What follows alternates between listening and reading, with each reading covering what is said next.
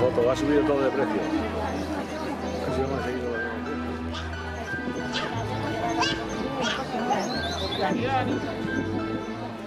Se oye bien, me han puesto a la sombra, así que no hay problema. Yo me puedo enrollar aquí bien, que no, por estos pobrecitos del sol.